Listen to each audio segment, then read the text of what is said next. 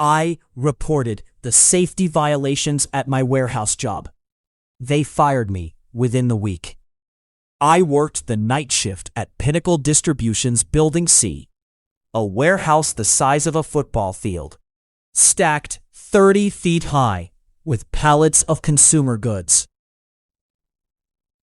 The aisles between the racking were supposed to be 12 feet wide. Ours were 9.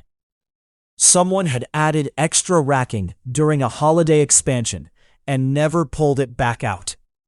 9 feet doesn't sound narrow until you're driving a forklift through it at speed and the margins disappear. Everyone who worked Building C knew the aisles were too tight. The forklifts scraped the racking daily. You could hear the metal grinding from the break room. Supervisors knew. The site manager knew. Nobody said anything because the extra racking meant more storage, meant more throughput, meant bigger bonuses for management. A Tuesday night in November, a forklift driver named Terrence was pulling a pallet from the 3rd tier when his mast caught the racking. On the opposite side, the aisle was too narrow to fully extend without encroaching on the other rack. The impact shook the entire section. A pallet on the 2nd tier shifted, then fell. 800 pounds of boxed kitchen appliances crashed to the floor 6 feet from where Marcus Webb was standing with a stand gun. Marcus dove. He made it. Barely. The pallet hit the concrete where he'd been standing and split open, scattering blenders and air fryers across the aisle. Marcus lay on the floor, shaking. Terrence sat in the forklift with his hands frozen on the controls. I stood at the end of the aisle and watched the dust settle and knew someone was going to die in this building if nothing changed. I didn't tell anyone at work.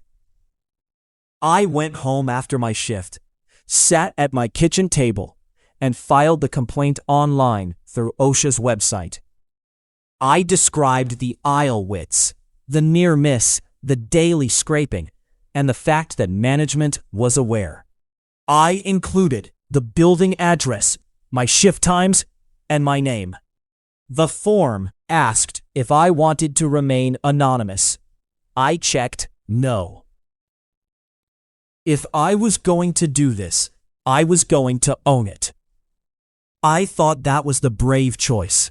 It was. But brave choices have a way of costing more than cowardly ones. I'd learned that soon enough.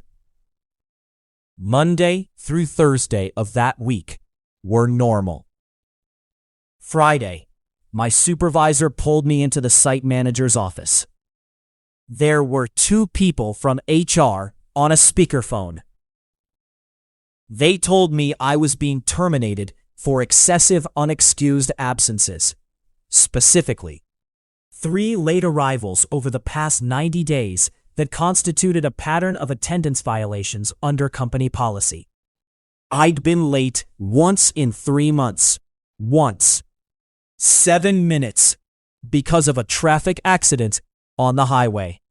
I'd clocked in, and my supervisor had waved it off. Now, suddenly there were 3 incidents.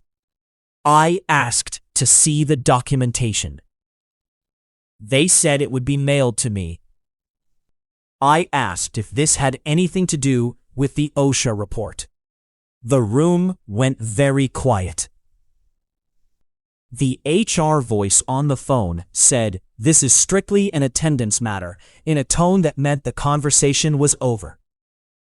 2 weeks after I was fired, an OSHA inspector visited Building C.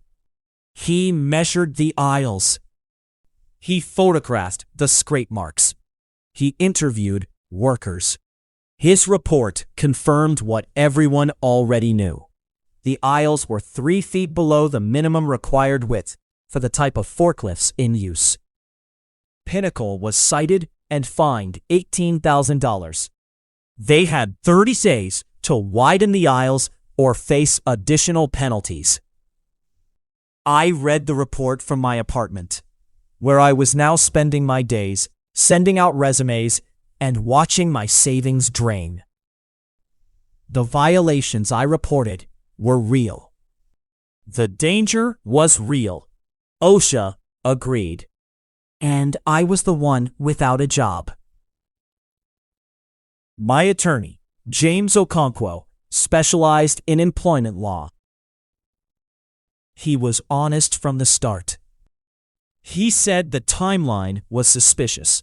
OSHA complaint on a Wednesday, fired the following Friday, and that retaliation was the obvious inference. But proving it required showing that the stated reason for termination was pretextual, and that the real reason was the protected activity of reporting safety violations. The problem: Pinnacle had documentation. 3 attendance write-ups with dates and supervisor signatures, all filed in the week between my OSHA complaint and my termination. They were obviously fabricated after the fact, but the documents existed. Someone had taken the time to backdate them and get them signed. Proving they were fake would be a fight.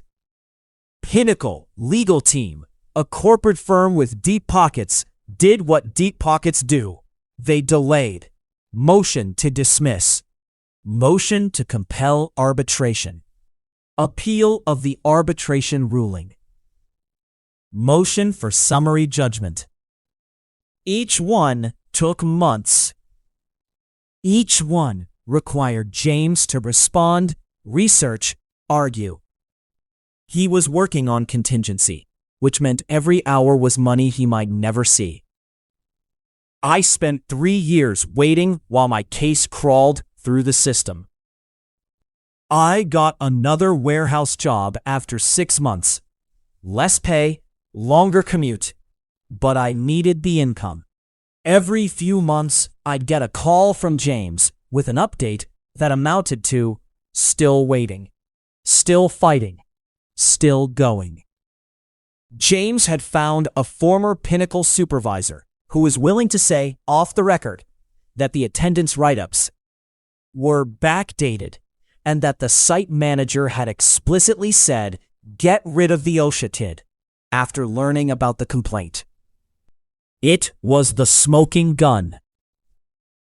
But when it came time for a sworn statement, the supervisor backed out. He still worked in the industry. He was afraid of being blacklisted. Without that testimony, our case rested on the timeline and circumstantial evidence. Strong, but not a slam dunk. James told me we could still win at trial, but it would be a coin flip. After 3 years, a coin flip felt like a lifetime gamble. Pinnacle offered $35,000 the week before trial. James said they were scared enough to pay, but not scared enough to pay fairly. He said he thought a jury could award $150,000 to $200,000.